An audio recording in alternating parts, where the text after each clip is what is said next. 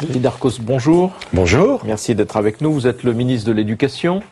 Et comme tous les ministres, vous êtes prié d'avoir des idées pour la période qui s'ouvre et qui est celle de la présidence de l'Union européenne. Alors, présidence dont il ne faut pas faire une montagne non plus, mais néanmoins, qu'est-ce qui va être prioritaire pour vous dans le domaine de l'éducation vis-à-vis de vos collègues ministres que vous allez tenter de guider et vers quoi?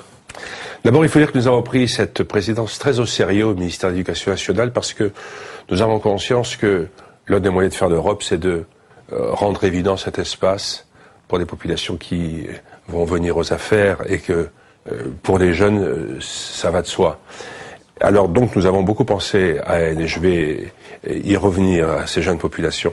Mais il y a trois aspects. Il y a l'aspect institutionnel. Nous sommes beaucoup vus entre ministres et nous avons choisi ensemble les thèmes qui nous seraient communs pour cette période et nous avons choisi comme thème principal l'orientation. Il y a d'autres sujets, il y a l'accueil des handicapés, la gestion des établissements, l'enseignement précoce des sciences, mais fondamentalement l'orientation. L'orientation tout au long de la vie. Et ce sont ces sujets-là qui vont nous occuper thématiquement entre ministres de l'éducation des divers pays. Nous verrons, il y aura un grand colloque à Lyon au mois de septembre, et puis il y aura à la fin du mois de novembre une réunion informelle de tous les ministres autour de ce sujet. Et qu'est-ce qui peut naître, imaginez que votre présidence à vous, dans l'éducation, soit réussie, qu'est-ce qui peut naître sur l'orientation? Ça veut dire quoi? Ça veut dire une sorte de, disons, de définition de principes communs, ou est-ce que ça peut aller au-delà? Ce que nous cherchons surtout, c'est à faire en sorte que nous ayons des co-validations et des politiques qui se ressemblent, qui permettent à un jeune homme de circuler dans l'espace européen et ce qu'il a commencé ici, de pouvoir le contenir ailleurs. Et l'orientation, c'est évidemment l'orientation tout au long de la vie. C'est l'orientation précoce, qui vient très tôt, mieux connaître les métiers, mieux connaître comment on peut construire sa vie professionnelle, mais c'est aussi pouvoir se renouveler ensuite. Et donc, il faut que nous ayons un système d'équivalence, un système de reconnaissance mutuelle des expériences professionnelles, système que nous appelons ECVET, qui permet de valider des acquis professionnels. C'était d'ailleurs le deuxième aspect. À côté de l'aspect institutionnel, il y a l'aspect fonctionnel. Comment faire en sorte que l'espace européen devienne un espace unique d'éducation, que nous reconnaissions mutuellement nos diplômes, que lorsqu'on passe un baccalauréat en France, il soit reconnu en Allemagne ou en Bulgarie, et que lorsque nous proposons des formations professionnelles tout au long de la vie, elles puissent être validées. Et puis le troisième aspect, c'est le plus important. C'est celui, enfin, mais en tout cas, c'est le plus important, c'est le plus visible. Nous avons pensé aux jeunes et nous avons eu cette idée de faire des cahiers de vacances pour les jeunes élèves, 3 cahiers selon les âges, 6-9 ans, 9-11 ans et un peu plus tard. Et puis 13-15 ans. 13-15 ans. Oui, qui sont très ludiques en fait. Ils sont très bien faits, voilà. Ils sont très ludiques. L'idée c'est de faire quelque chose de jeune, de frais, d'amusant, mais qui en même temps soit des cahiers de vacances, vraiment. On peut y faire des mathématiques, de la physique, je ne sais quoi, de la géométrie ou de l'histoire. Mais surtout, on peut découvrir au fur et à mesure que l'on avance dans les cahiers de vacances, on découvre des pays, puisque chaque chapitre est en fait un pays. Il y a 27 chapitres et chaque fois, on rencontre un des pays de l'Europe. Et puis il y a une explication des institutions européennes. Je me demande s'il faudrait pas, parce que c'est 13-15 ans, mais ça pourrait être même distribué. C'est 7 à 77 ans, ça pourrait être. Quelques élus aussi, pour qu'ils appréhendent un peu mieux cette Chez les tout petits, on essaie de leur faire comprendre, en gros, où sont les pays, quelles sont leurs capitales, un tout petit peu de repères comme ça, pittoresques. Le deuxième, on passe un peu au stade au-dessus, c'est-à-dire on commence à parler de leur spécificité, on dit quelque chose de leur histoire, de leurs coutumes, de leur mode de vie. Et puis le dernier est évidemment beaucoup plus tourné vers l'aspect institutionnel, comment on s'organisera tel ou tel pays dans le contexte européen nouveau. Alors l'école étant finie, comment sont-ils accessibles ces cahiers ? Ils sont accessibles sur le net, évidemment. Mais alors, ils sont accessibles. Nous les avons distribués. Mais sinon, en tant que cahier, oui. Nous les distribuons gratuitement à tous les élèves qui sont encore plus ou moins liés à nous, soit qu'ils soient dans les réseaux Ambition Réussite, soit qu'ils soient en train de faire des stages de remédiation de début d'année, soit qu'ils sont en école ouverte. Ou nous les distribuons si on fait un numéro vert et on dit voilà, je suis monsieur Untel et je veux un cahier de vacances pour mon enfant, on les envoie gratuitement.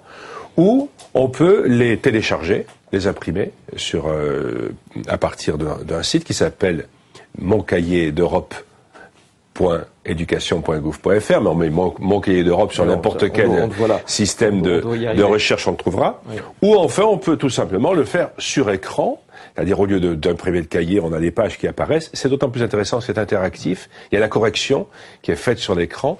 Et donc, je pense que c'est plutôt cette manière-là qui sera la plus utilisée. En tout cas, ils sont très bien faits. Une dernière question sur l'Europe. Il y a très longtemps, l'idée était, parce que on a un problème de langue.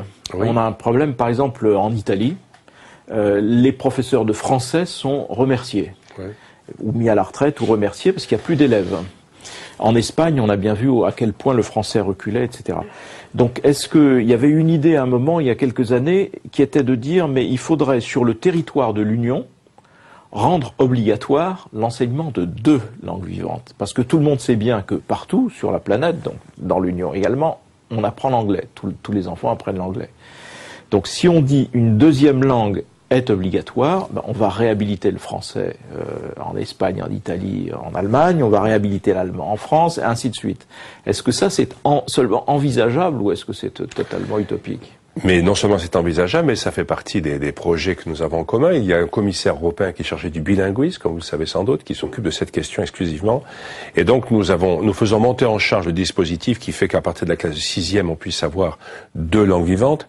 Étant entendu que presque tous nos jeunes élèves qui font l'enseignement précoce des langues vivantes, c'est-à-dire tout le monde, mais presque tous choisissent l'anglais. Donc ils ont commencé l'anglais généralement en CE1. Et donc ils ont quand même quelques connaissances d'anglais, ils peuvent poursuivre plus facilement. C'est vrai que la France est un peu à la traîne de ce point de vue-là. Oui. Je ne crois pas que ça tienne seulement à nos méthodes, ça tient à notre histoire personnelle. Nous avons beaucoup plus de mal que des autres à nous y mettre. Évidemment, lorsqu'on est finnois ou lorsqu'on est hollandais ou slovène, il vaut mieux parler l'anglais, hein, parce qu'on a peu de chance de rencontrer souvent quelqu'un qui parle votre langue native. Donc ça va de soi. Nous, les Français, nous étions habitués à cette illusion qu'on finirait toujours par se débrouiller. Or, ce n'est de moins en moins vrai, vous venez de le dire, hein. Le français recule partout. Et donc, non seulement il faut que nous ayons des formations bilingues, mais, comme vous l'indiquez, il faut que nos pays partenaires aient des formations bilingues, c'est une chance pour le français. Donc il faudrait peut-être inscrire ça aussi dans vos objectifs ça en fait partie, je ne les ai pas tous évoqués, mais parmi l'une des thématiques que nous avons, il y a en effet le bilinguisme. Alors sur le Front National, l'année est terminée. L'année est terminée, vous êtes toujours là. C'est toujours une surprise d'ailleurs en fin d'année de constater que le ministre de l'Éducation est toujours là, parce qu'il y a toujours des mouvements divers et variés sur ce secteur. Votre action, au fond, elle a quand même été très largement obscurcie. Donc on dira peut-être un petit peu de ce que vous avez tenté au long de l'année. Elle a été obscurcie par la question des chiffres et du non-renouvellement, non-renouvellement de ceux qui partent à la retraite, donc de la nombre de diminution de postes. Et bon, il y a eu une bataille là-dessus. Peut-être l'épreuve du feu sera-t-elle à la rentrée pour vous, quand les gens constateront la réduction des postes. Et on dit que ça n'est pas terminé. Alors, où en sommes-nous? À la fois, elle a été obscurcie par cela, parce que c'est devenu un slogan de campagne, on ne parlait plus que de ça, mais aussi elle a été légitimée par ça. Parce que moi, je crois profondément, d'une part, qu'il était nécessaire que nous fassions un effort en matière d'emploi public en France, il n'y a pas de doute. Nous avons un encadrement de fonctionnaires qui est très important. Et d'autre part, c'était une manière pour nous de nous poser des vraies questions. Chaque fois que l'éducation nationale a rencontré une difficulté, des mouvements d'humeur y compris, hein, bon, on a dit on va rajouter des postes puis on va se débrouiller. Le résultat, lorsqu'on fait le bilan de tout ça, c'est qu'en effet, nous avons beaucoup de fonctionnaires, que notre encadrement pédagogique est un des meilleurs du monde, que tout cela va assez bien, mais que nos résultats ne sont pas du tout satisfaisants. Et donc, ça montre bien que la quantité n'a pas résolu la question de la qualité. Et en particulier, c'est très frappant dans le premier degré, où nous avons un encadrement pédagogique qui est nombreux, qui est de bonne qualité, nous avons des réseaux d'aide, enfin on a beaucoup de monde, et en même temps, nos résultats sont fragiles. Nous ne sommes pas bien placés lorsqu'on se compare avec les pays comparables. Et non seulement nous ne sommes pas bien placés, mais nous avons régressé très sensiblement en une vingtaine d'années, de manière perceptible, hein, c'est pas du tout un fantasme, sur des choses élémentaires que sont en particulier la compréhension de la langue, la maîtrise du discours, aussi bien du discours littéraire que du discours mathématique. Et donc, en remettant l'accent sur ces points-là, ce n'est pas du tout pour être réactionnaire, comme on dit, ou pour je ne sais quoi. C'est tout simplement parce que il faut que nous reconquérions une place dans ces classements, tout simplement parce que quelqu'un qui n'a pas la langue il n'a rien d'autre non plus. Le français, c'est pas une discipline, c'est celle qui permet d'accéder à toutes les autres. On va revenir sur les chiffres, mais ça, c'est l'aspect retour, j'allais dire, aux fondamentaux de l'éducation, partant du fait que trop peu d'enfants, etc., connaissent ces bases-là. Mais vous avez été très vertement, même durement tensé par deux de vos prédécesseurs, Luc Ferry, plutôt à droite, et Jack Lang, plutôt à gauche. Néanmoins, qui vous avez au départ plutôt bien accueilli. Alors comment vous... Nos relations personnelles ne sont pas mauvaises pour autant, et en particulier Luc Ferry est revenu ensuite, puisque j'ai tenu compte d'une partie des critiques qu'il m'avait exposées sur la première mouture des programmes du primaire, et depuis il s'est rallié, si je puis dire, à nos nouveaux programmes. Bon, en ce qui concerne Jack Lang, il y a évidemment un peu de tactique dans tout ça, c'est de la politique aussi. J'ai eu beaucoup de mal à comprendre le procès qu'on faisait au nouveau programme, non seulement parce qu'il correspondait à ce que tous les pays modernes ont fait, revenir à des éléments clairs, simples, lisibles et transparents dont les enfants ont absolument besoin pour se construire ensuite. La liberté, ce n'est pas un point de départ, c'est un point d'arrivée. Il faut quand même construire des savoirs. Et d'autre part aussi parce que ces programmes tels que nous avions rédigés, c'est-à-dire l'inspection générale les avait rédigés, ils ont été soumis à une très vaste consultation. On dit qu'ils ont été imposés, mais c'est une blague. Tous les professeurs du premier degré, sans exception, 360 000 s'il vous plaît, les ont quand même lus. Il y a eu ensuite 11 000 synthèses par circonscription d'éducation nationale. Nous avons consulté les deux assemblées, le Sénat et l'Assemblée nationale, qui nous ont donné leur avis par des commissions spécialisées. Nous avons consulté les académies. Le Haut Conseil pour l'école, qui n'a pas été créé par moi, où je n'ai pas nommé les personnes, ce n'est pas moi qui l'ai fait. Il a donné un avis favorable à l'unanimité. Il y a dans le Haut Conseil, par exemple, des professeurs au Collège de France. Alors, quand on présente comme une espèce de lubie, qu'un beau matin, M. Darcos se soit réveillé et dit, tiens, je vais embêter tout le monde à faire de nouveaux programmes, c'est une blague. On le présente surtout comme un élément d'un programme idéologique, puisque tout ça était environné d'un discours sur, au fond, les dérives liées à mai 68, les nouvelles pédagogies, etc. Ouais, moi, je n'en ai pas parlé, moi. Je ne parle pas de ça. Mais c'est dans ce contexte-là. Oui, mais moi, je ne me préoccupe pas de prendre des revanches avec qui que ce soit. Hein. C'est pas du tout comme ça que je suis. J'essaie de voir ce qui me paraît le plus utile face à la difficulté qu'est la nôtre aujourd'hui, qui est que 15% de nos élèves arrivent en 6e en étant absolument incapables de lire, et que ces 15%-là, ils sont sociologiquement extrêmement marqués.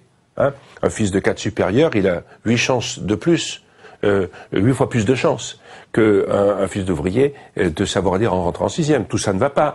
Donc on peut me dire ce qu'on voudra sur le fait que c'était idéal avant. Je ne le crois pas. Cette réforme était nécessaire. Ce n'est pas du tout une réforme imposée du haut, brutale et dictée par des revanches ou par une idéologie particulière. C'est tout ce qui est le plus pragmatique. Nous essayons de faire en sorte que les petits Français aillent mieux à l'école primaire. Alors peut-être que ça passerait mieux si on n'était pas dans ce contexte, de réduction des des effectifs. Sûr, vous avez raison. Et donc localement, ça peut être d'ailleurs très durement ressenti parce que ça se traduit par des fermetures de classes, voire des fermetures d'écoles ou de collèges. Enfin, et donc en même temps, on dit encore une fois, c'est pas fini. Donc, comment abordez-vous les choses? Voyez, Jean-Marie, Madame Ney, comme un homme si bien informé que vous, pourtant, dit des choses qui ne sont pas tout à fait exactes. D'abord, nous ne fermons aucune classe du premier degré. Nous avons des regroupements de classes comme il se faisait chaque année. Et nous n'avons retiré aucun emploi dans le premier degré. Nous en rajoutons à la rentrée prochaine, 820. Tout le monde est convaincu que nous en retirons.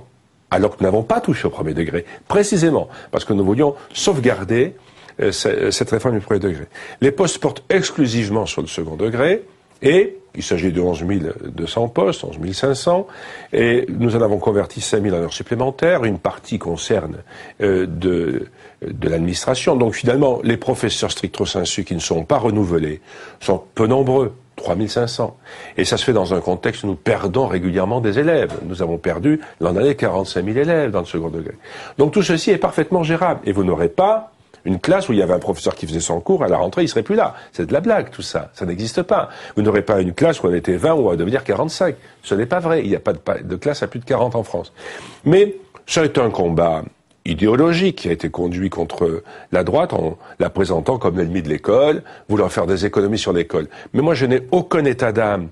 À partir du moment où cette situation tendue m'oblige à me réformer, et à partir du moment aussi où ça me dispense de mettre dans le cahier des écoliers la dette qu'ils paieront un jour. Parce qu'on peut pas faire comme si ce problème de l'emploi public n'existait pas, et comme si c'était une sorte de droit de tirage sans fin que nous avions sur l'impôt des contribuables. Ce qu'il faut plutôt, c'est une réformer. Vous voyez, par exemple, on me dit vous retirez des postes dans le second degré. Oui, mais je réorganise l'année scolaire aussi. Je fais par exemple qu'on travaille au mois de juin, ce qu'on ne faisait plus depuis bien longtemps.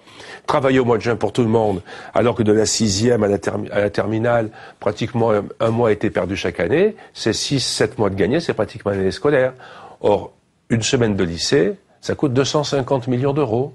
Donc ça vaut la peine peut-être que ces semaines aient lieu. Voilà, il faut réformer du dedans, plutôt que croire qu'ajouter des couches d'enseignants, ça réglera tous les problèmes. Alors il y a quand même un problème, moi, qui me perturbe beaucoup, qui est le lent déclassement, au fond, des professions intellectuelles. Vous avez raison. En général, et donc des enseignants en particulier. Et on se dit, si l'État fait un effort, alors je sais bien qu'il y a le contexte de la dépense publique qui est assez compliqué, mais néanmoins, si l'État fait un effort en termes d'effectifs, très bien, il y a moins d'effectifs. Mais est-ce qu'il n'y a pas moyen de revaloriser, mais de le revaloriser de façon significative, sensible? C'est l'histoire du salaire de départ des jeunes enseignants qui sont quand même, qui montrent en eux-mêmes, ce sont des salaires trop faibles, et donc qui montrent que le regard de la société sur ces personnels n'est pas à la hauteur de l'attente ensuite qui est de cette même société vis-à-vis de ces personnels enseignants. Et donc on comprend que les personnels enseignants, petit à petit, ressentent comme une sorte de paupérisation de leur métier, et donc ça ne peut pas. Le pays ne peut pas fonctionner sur ces bases-là. Voilà un point d'accord absolu entre nous, Jean-Marie Colombani. Je suis tout à fait de votre avis. Je suis d'ailleurs tellement de votre avis que ça fait partie du programme politique du président de la République, Nicolas Sarkozy, qui a dit en effet, il faut peut-être que nous soyons moins nombreux, mais il faut revaloriser les métiers d'enseignants. Et j'ai mission de le faire. Évidemment, c'est compliqué parce qu'ils sont très nombreux et qu'ils appartiennent tous à un corps, au cadre A. Donc ça produira de l'effet par rapport à d'autres ministères. Mais nous allons le faire. Voilà pourquoi nous voulons masteriser les concours, c'est-à-dire recruter un tout petit peu plus tard avec une formation d'1 an de plus, et ce qui permettra de les recruter plus tard, de faire des débuts de carrière meilleurs. Mais d'une manière générale, les professeurs en France ne sont pas assez payés, ne sont pas assez considérés. Leur début de carrière est presque humiliant. Ils sont nommés dans des postes extrêmement difficiles avec un SMIC,3, après on fait de très belles études, et nous n'avons pas su jusqu'ici revaloriser sur le plan matériel comme sur le plan moral cette fonction. Je m'y engage. Mais il faut aussi que les professeurs de leur côté fassent un petit effort.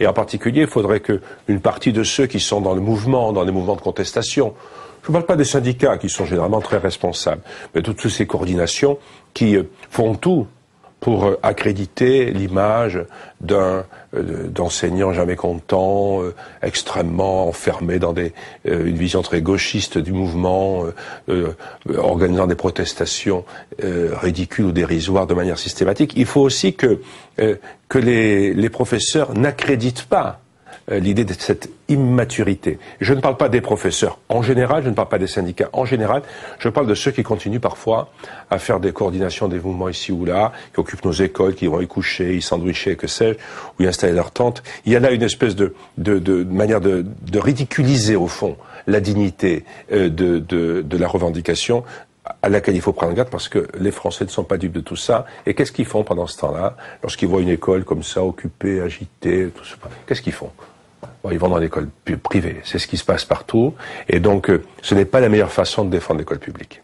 Alors, un mot pour terminer, Xavier Darcos, un de vos prédécesseurs, Claude Allègre, qui s'était rendu célèbre par son impopularité vis-à-vis des personnels enseignants, et parce qu'il avait au fond dénoncé l'énorme machinerie qu'est l'éducation nationale. Vous êtes un homme de l'intérieur de la machine, vous êtes professeur, vous connaissez tout ça de l'intérieur. Est-ce que ça reste... Est-ce que c'est gérable, de fait? Est-ce que c'est gérable? Est-ce que c'est réformable? Est-ce que l'outil, en effet, n'est pas trop lourd? Est-ce que le moment ne serait pas venu d'une franche décentralisation? Enfin, je sais que vous posez une question à rallonge, mais...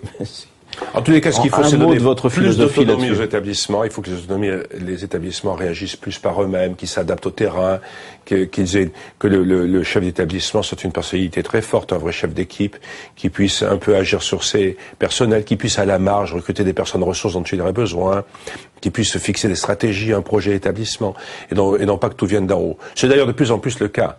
Mais la confiance au terrain est sans aucun doute une des réponses que nous devons avoir vis-à-vis de l'éducation nationale, qui reste une machine extrêmement lourde et très rétive, qui voit toujours dans toutes les réformes une menace. Alors que, qu'est-ce qui dicte l'action d'un ministre tous les matins? C'est pas l'envie de faire de la peine aux gens. Moi, ce qui conduit mon action matin et soir, depuis toujours d'ailleurs, depuis que je m'occupe d'école, c'est de me dire qu'est-ce qui me semble être de bonne foi dans l'intérêt des enfants. C'est la seule question que je me pose. Hein. Et donc, peut-être arriver à accorder un peu de crédit à ceux qui s'occupent d'école et accepter un peu de souplesse, d'évolution. Il y a encore beaucoup à faire pour cela, beaucoup de pédagogie du ministre vis-à-vis de sa propre maison. Merci beaucoup Xavier Darcos. Et en tout cas, pour la pédagogie des enfants vis-à-vis de l'Europe, il y a nos cahiers d'Europe, mon cahier d'Europe, qui sont disponibles pour cet été vivement. et pour tous les âges. Merci Xavier Darcos. C'est moi qui vous remercie. Merci.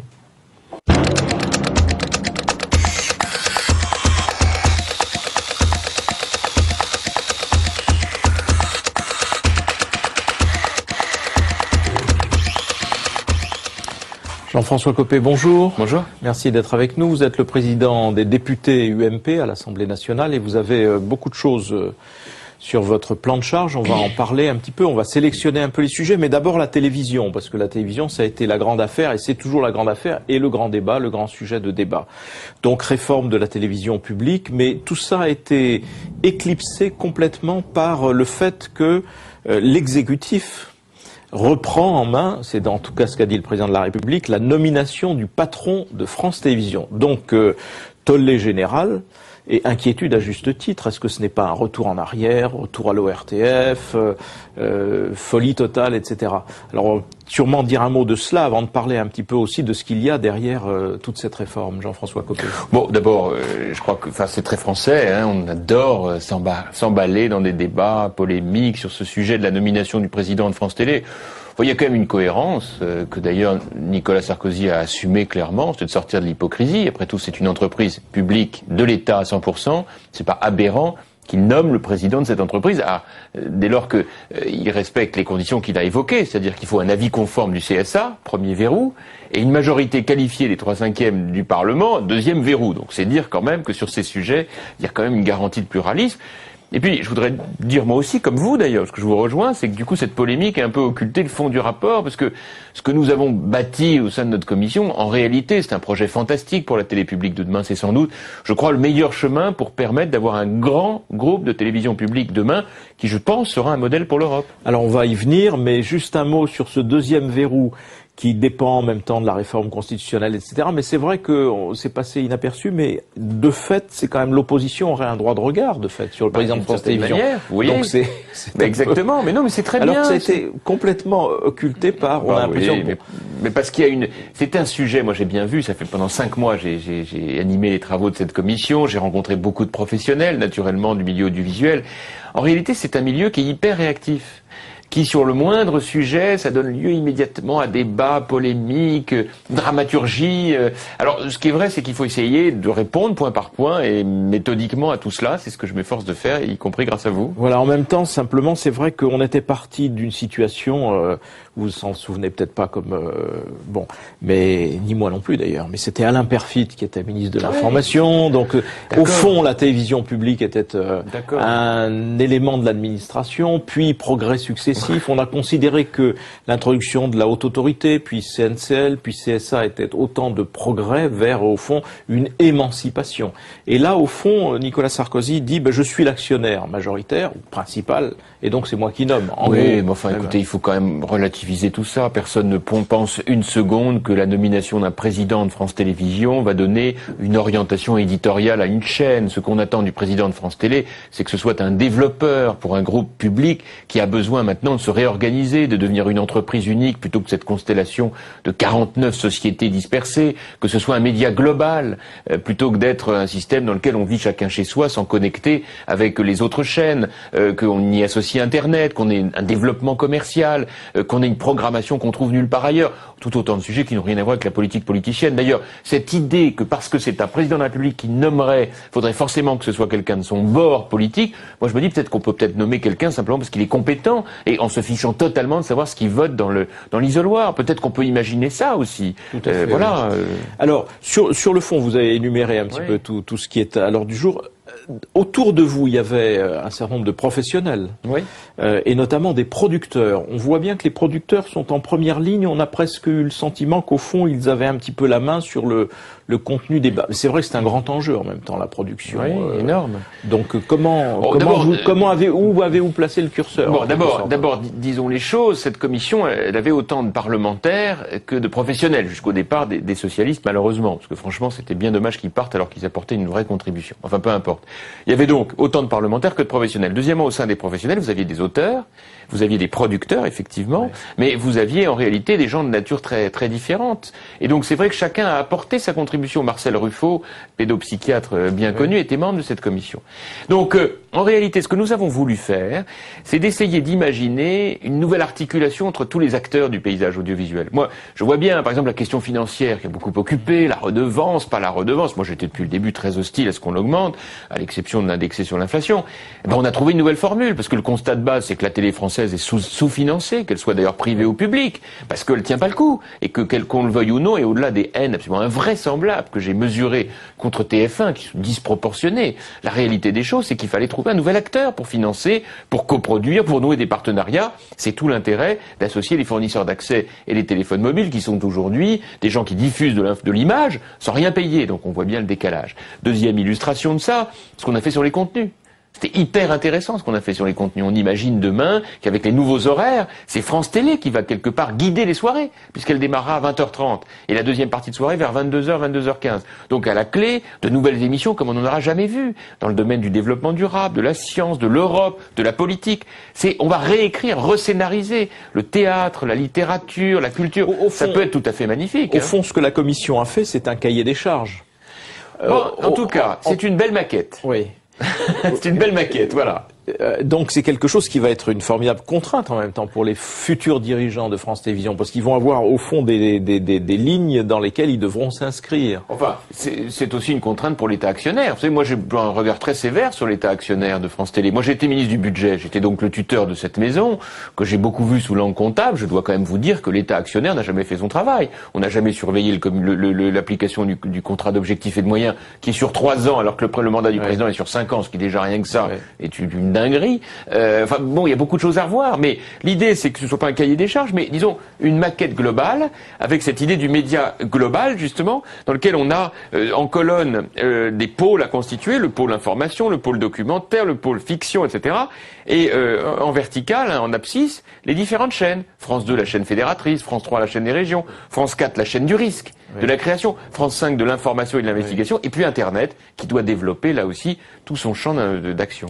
L'enjeu d'Internet est en effet majeur, mais ce qu'on craint un petit peu, ou la question qu'on peut se poser, c'est, au fond, est-ce qu'il n'y a pas, parce qu'on sait Nicolas Sarkozy très interventionniste, est-ce qu'il n'y a pas aussi derrière tout cela l'idée que le service public aujourd'hui, actuellement, ne remplissait pas sa fonction, bon, mais que derrière la fonction qu'on imagine pour le service public, il y a davantage de nostalgie ou d'idéalisation des programmes d'hier, encore que personnellement je trouve que l'heure de vérité était une formidable émission et qui avait hélas disparu. Mais brillé. Est-ce qu'il n'y avait pas est-ce que c'est plutôt que un regard qui se tourne vers la façon dont il faut défricher les... Je crois pas. Moi, je crois qu'il faut pour tous les publics. Je pense que on doit conserver, par exemple, un authentique critère d'audience. Je pense qu'il faut mesurer non seulement la quantité d'audience, mais la qualité. C'est-à-dire à la question combien étiez-vous pour voir l'émission, mais également qu'en avez-vous retenu. Je pense qu'on doit pouvoir écrire et scénariser de manière très moderne un nouveau genre pour des émissions politiques, scientifiques ou autres, ou culturelles, et que ça a toute sa place dans le service public. Mais pour autant, pas de méprise. C'est pas le président de la République, le ministre de la Culture ou les députés qui vont dire ce qu'il y aura comme programme à 20h30. C'est ridicule. C'est pas notre métier. Personne d'ailleurs ne l'a jamais pensé. Qu'il y ait dans un coin de tête pour tous les gens de notre génération une nostalgie de ce qu'on a pu voir quand on était petit. Bah, écoutez, elle était pas si mauvaise que ça, la télé de quand on était petit. La seule chose, c'est que personne n'imagine de refaire la même demain parce que les temps ont totalement changé et que personne n'imagine que c'est Thierry Lafronde qu'on va mettre en prime time à 20h30. Donc c'est réglé. C'est pas le sujet. Le sujet, c'est quelle télé publique demain? On a regardé ce ce qui se faisait ailleurs. Il y a des télés publiques en Europe formidables, la télé finlandaise, la télé britannique est intéressante. Et ben nous, on veut faire notre propre modèle. Je pense que ça peut être vraiment un exemple pour l'Europe. La télé britannique qui fait figure de modèle parce qu'elle est aussi très forte sur l'information. Oui. Et puis également qu'elle dérape pas mal sur le trash, faut se dire les choses. Et nous, on n'a pas envie de ça. Oui, mais je pensais surtout à l'information parce que l'information, du coup, le fait de la qualité de l'audience, fait que l'audience de la BBC va au-delà de ses frontières, évidemment. Tout à fait. Parce que et puis parce qu'elle est anglophone. Aussi, oui. Ça aide. Disons les choses. Ça peut aider dans l'univers actuel. Juste un mot sur les finances, quand même, parce que on voit bien que les télévisions, notamment les télévisions privées, sont entrées approche de la zone de turbulence, et avec la révolution de l'Internet, du moment où elles vont devoir changer de modèle. Oui. Donc elles vont avoir de furieux problèmes de financement.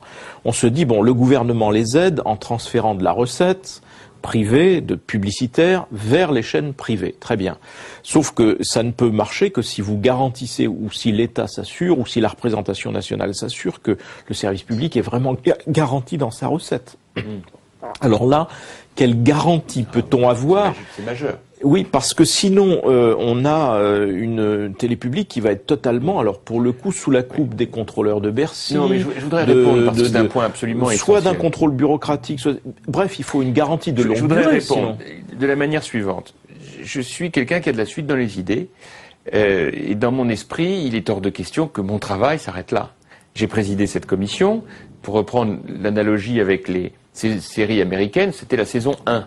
Oui. Bon, la saison 2, ce sera la rédaction du texte de loi, et dans le cadre de la coproduction législative, je travaillerai avec Christine Albanel. Et puis la saison 3, ce sera à l'automne, lorsque nous débattrons de ce texte, et que, à titre personnel, j'en serai le rapporteur, ce qui est très rare pour un président de groupe, afin de veiller à ce que les engagements que nous avons pris soient tenus. Et puis ensuite, il y aura l'application. Mais dans mon esprit, il est clair que cela doit se faire en garantissant les ressources. Et c'est tout l'intérêt d'avoir introduit les fournisseurs d'accès, les téléphones mobiles, car c'est un secteur qui est très dynamique et qui garantira une ressource pérenne et dynamique avec cette fameuse taxe qui serait de 0,9% de leur chiffre d'affaires. Mais ce qu'on n'a pas vu, ou moi ce qui m'est apparu en tout cas en lisant les comptes rendus de votre rapport et ce qu'en avait tiré le président de la République, c'est qu'il y a une recette en effet avec cette nouvelle taxe. Mais il y a aussi une demande assez importante d'économie au service public lui-même. Et cette demande d'économie... Donc ça veut dire, malgré tout... Si vous le permettez, je voudrais bien préciser les choses. En fait, nous avons prévu le financement avec deux blocs. Il y a un premier bloc, c'est compensation de la perte de pub. Et un deuxième bloc qui est financement du développement. Sur le bloc compensation de la perte de pub, nous avons des ressources pérennes. La taxe fournisseur d'accès, la taxe et téléphone mobile, la taxe sur les télés privées correspondant au supplément de pub récupéré. Et puis, une fois que vous avez ces deux aimants-là, vous couvrez la quasi-totalité du spectre. S'ajoute à ça quelques recettes annexes, mais qui sont encore une fois garanties. De l'autre côté, le bloc qui sert à financer le développement, c'est là-dessus que nous mettons les économies de gestion de France Télévisions. C'est-à-dire que France Télévisions, lorsqu'elle fera des gains de productivité, pourra les destiner au réinvestissement. Et en aucun cas à financer la perte de la pub. C'est pas comme, vous savez, à l'armée autrefois, pour pas être sûr d'avoir les bonnes dotations budgétaires, on faisait tourner les moteurs des camions pour être sûr de pas avoir une dotation d'essence moins dans l'année d'après. Bon, et ben là on fait pas ça, puisqu'on intéresse France Télévisions à son investissement par les gains de productivité réalisés. Et j'ajoute, pour être tout à fait complet, Jean-Marie Colombani, que nous ajoutons à cela, dans le financement du développement, tout ce qui procède du dividende numérique, c'est-à-dire l'équivalent de 100 à 120 millions d'euros par an qui seront en économie une fois qu'on sera passé de l'analogique au numérique. Si vous ajoutez à ça le développement de la filiale commerciale de France Télé, qui elle aussi va apporter des ressources supplémentaires, vous voyez que tout ça cumulé, ça fait entre 200 et 300 millions qui seront uniquement dédiés à l'investissement et au développement de France Télé. En tout cas, donc, calendrier, Madame Albanel présente un projet donc en septembre. Tout ça est bouclé d'ici la fin de l'année, mais le service public lui-même va être dans une zone malgré tout de turbulence, parce que quand on change la règle du jeu à ce point, tout ça n'est pas simple. Donc, oui, enfin en même temps, les choses maintenant sont bien avancées, le débat public est connu, il n'y a plus de surprise pour personne, et maintenant ce qu'il faut c'est mettre tout ça en œuvre. Hein. Alors mettre tout ça en œuvre, c'est aussi une des tâches du président du groupe UMP. Alors ça me donne l'occasion de vous interroger aussi sur l'état institutionnel des choses, non pas la réforme de la Constitution, mais voilà, un nouveau président est élu, il y a toujours un triptyque, président, parti, groupe parlementaire. Je devrais même ajouter gouvernement. Et on voit bien qu'aujourd'hui, les choses ne s'enclenchent pas comme elles devraient ou comme elles pourraient l'être dans l'idéal, peu importe. On voit bien qu'il y a des problèmes. On voit bien qu'il y a des problèmes à l'UMP, où il y a un certain désordre, des nominations qui interviennent, des polémiques, etc. Bref, un problème à l'UMP. Et puis il y a le groupe. Alors comment vous situez-vous dans ce fonctionnement et dysfonctionnement du triangle qui gouverne la France aujourd'hui? D'abord, votre lapsus était intéressant parce que vous avez vous-même souligné que vous aviez omis de parler du gouvernement. Mais c'est intéressant. On voit bien ce que cela veut dire. Nicolas Sarkozy, que vous connaissez bien comme moi, a toujours assumé clairement qu'il était favorable à une lecture présidentielle de la Ve République. Et donc, dans son esprit, l'idée, c'est vraiment qu'il y ait une centralisation du processus de décision à son niveau, à celui de la présidence de la République. Ça ne veut pas dire que le gouvernement ne fait rien, il fait beaucoup de choses, le gouvernement. Mais le processus de décision, c'est le président. Il n'y a pas de recours, il n'y a pas de fusible, il n'y a pas de deuxième niveau, c'est le président de la République. Et ça, c'est un élément très nouveau, très différent, par exemple, de la conception qu'en avait M. Chirac. Bon. Deuxième élément, du coup, il y a un affaissement du gouvernement. Et c'est sans doute pour ça que vous l'avez omis, parce que c'est vrai que c'est plus tout à fait la même chose. Quels sont les pouvoirs importants? Le parti, naturellement, mais vous avez dit les difficultés qu'il connaît aujourd'hui, puis il y a le Parlement. Et pourquoi cette réforme constitutionnelle que nous voulons voter a du sens? C'est parce qu'elle acte dans les faits cette présidentialisation. Un exécutif fort au niveau du président commande un Parlement fort. Et d'où l'intérêt de partager l'ordre du jour. D'où l'intérêt d'avoir des textes qui vont nous venir depuis la commission parlementaire et pas depuis le gouvernement. D'où l'intérêt, enfin, d'avoir un Parlement qui contrôle et évalue l'efficacité gouvernementale. Ce qui existe dans tous les pays d'Europe, sauf le nôtre. C'est pour ça que moi je suis très engagé dans cette démarche de révision constitutionnelle, parce qu'en tant que président du groupe majoritaire, moi, mon idéal est simple. Vous savez, quand vous êtes président du groupe, c'est pas une autorité hiérarchique avec vos 320 députés. Faut pas imaginer ça. Vous êtes chef de rien du tout. Vous êtes là d'abord pour essayer d'imaginer que le député de 2008 n'a plus rien à voir avec celui de 58, ne serait-ce que parce qu'en plus 85% des députés sont des réélus. C'est-à-dire des gens qui n'attendent pas demain d'être nommés ministres parce qu'ils savent que leur mission elle est d'abord d'être député, qui connaissent parfaitement le métier de député et qui veulent qu'il évolue. Et donc c'est pour ça que j'ai pensé avec mes amis députés à cette idée de dire on va coproduire les réformes. C'est-à-dire qu'on va pas attendre que ça arrive tout ficelé et appuyer avec un regard béat sur le bouton oui sans regarder. Notre idée désormais c'est qu'on coproduise en amont chaque réforme. Exemple, la loi de modernisation de l'économie. Depuis 3 mois avant son passage en Conseil des ministres, avec Christine Lagarde, avec Luc Châtel, chaque point a été identifié. De sorte que quand c'est arrivé dans l'hémicycle, y compris les grandes surfaces, tout avait été arbitré, traité, et nous étions largement entendus.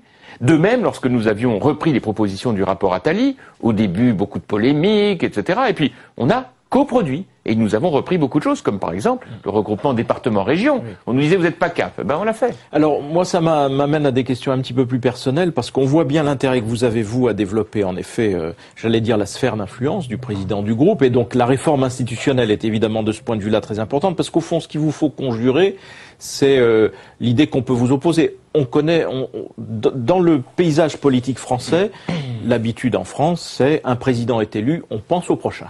Et on se met à préparer la prochaine échéance, donc on fait l'inventaire des présidentiables, qui peut en être, qui peut en être pas. Vous-même, vous êtes déjà un petit peu catalogué dans ceux qui pourraient devenir présidentiables, etc. Donc votre problème, c'est de conjurer, au fond, le sort des précédents présidents de groupe, RPR ou autres, bon, qui n'ont pas... Oh non, j'ai pas de souci pour une raison simple. D'abord, je vais vous dire une chose. Je crois que c'est Nicolas d'ailleurs lui-même, Nicolas Sarkozy, qui m'avait confié ça un jour. Il m'avait dit, il y a une règle d'or, ne jamais prendre le même chemin que son prédécesseur lorsque l'on veut accéder à une fonction essentielle. Ça tombe bien. Le président de groupe, à ma connaissance, aucun des présidents de la République ne l'avait été auparavant. Donc, vous voyez, de ce point de vue, il n'y a absolument aucune connexion. Puis la deuxième chose, faut pas se tromper. Ce qui compte, c'est pas d'y arriver, même si c'est l'objectif. C'est comment. Et le vrai sujet de ce point de vue, c'est quoi? Moi, personnellement, je vous dis les choses très sincèrement. Je suis hanté, comme d'ailleurs beaucoup d'amis de ma génération, par les querelles de mes aînés. Nous n'avons rien oublié de ce que furent ces bagarres si violentes qui ont mis la droite par terre. Donc moi, je ne suis pas dans cet état d'esprit. Jamais je ne jouerai ça. Je sais trop ce que cela veut dire pour les Français qu'une équipe qui gagne ensemble.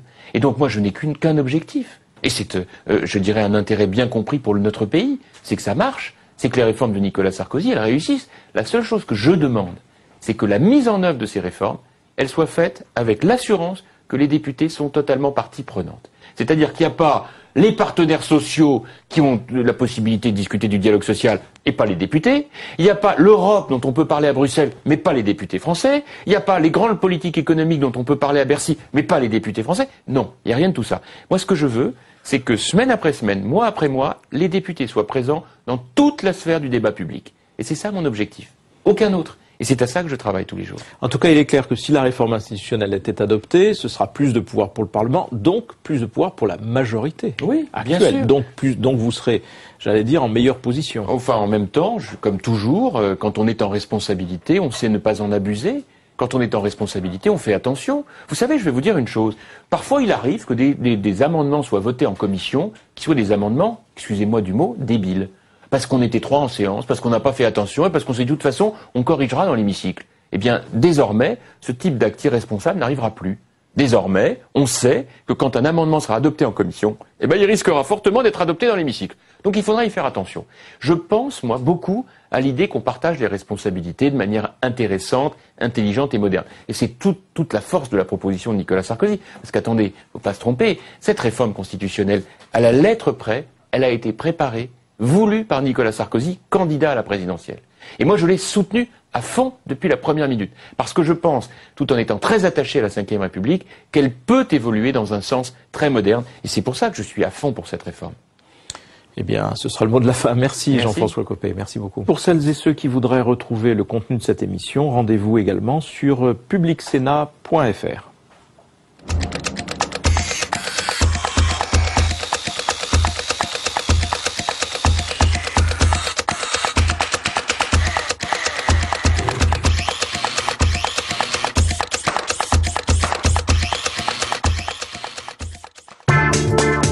Vous souhaitez réagir à cette émission, poser des questions, débattre, regarder en accès gratuit et illimité la chaîne en temps réel ou les programmes en VOD? Rendez-vous sur www.publicsenat.fr.